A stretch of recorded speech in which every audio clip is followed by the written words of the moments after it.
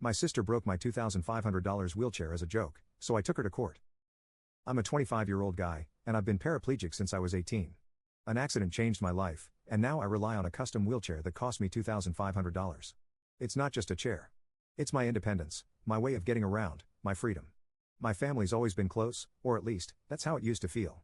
But then there's my sister, Sarah, 27, always the jokester, always looking for a laugh. She's the kind of person who thinks every moment is a setup for her next big prank, no matter how anyone else feels about it. A few weeks ago, we had a family reunion at my place. I was hosting, which meant dealing with the chaos of my relatives piling into my house.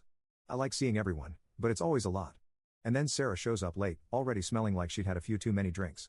She barged in with a goofy grin, loudly making her usual round of jokes. Some of them were alright, others just felt like she was trying too hard. But that's Sarah. No one calls her out, and she never seems to notice when her jokes cross a line. It started with little comments. Sarah threw out a few quips about how she wished she had a cool ride like mine, gesturing at my wheelchair. Everyone else just laughed awkwardly, shifting in their seats, but I could feel the air in the room change.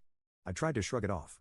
This wasn't the first time she'd said stuff like that, but then she decided she needed to get more hands-on with her jokes. Sarah strutted over to me, grabbed the handles of my wheelchair, and started pushing me around the room like we were kids playing with a go-kart. She even made engine noises like this was some kind of game. At first, I thought she'd stop if I asked. So I told her, "Hey, cut it out, man." She just laughed louder, saying she was lightening the mood. Nobody else said a word.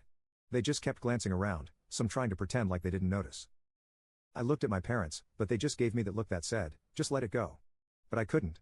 So I told Sarah again, firmly this time. I wasn't playing around, my chair isn't a toy. Sarah smirked like I challenged her and said, "Relax. I'm just messing with you." And then she got it in her head to try something even more ridiculous. She tried to do a wheelie with my chair. Yeah, you read that right. She yanked back on the handles, trying to lift the front wheels off the ground. I shouted at her to stop, but she just kept going. Then it all went south. She couldn't keep her balance, and the wheelchair tipped.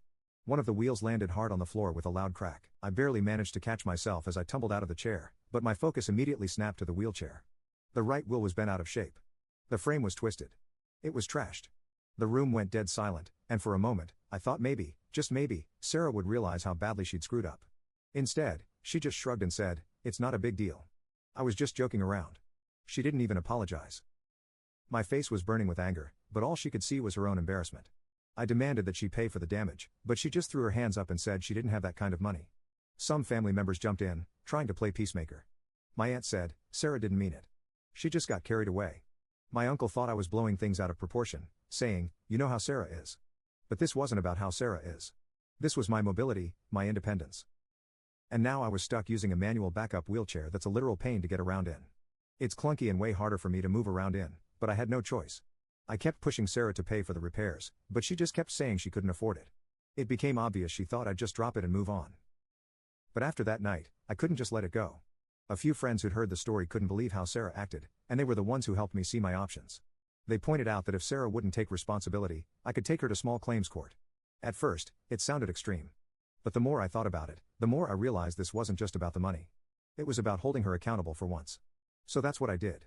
I filed the paperwork to take Sarah to small claims court for the $2,500 to cover the cost of a replacement wheelchair. Word spread fast through the family, and the reactions were all over the place.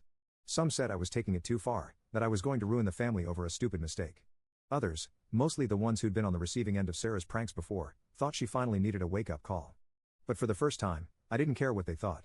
I knew I couldn't back down this time. I could tell Sarah wasn't taking it seriously, though. She sent me this smug text.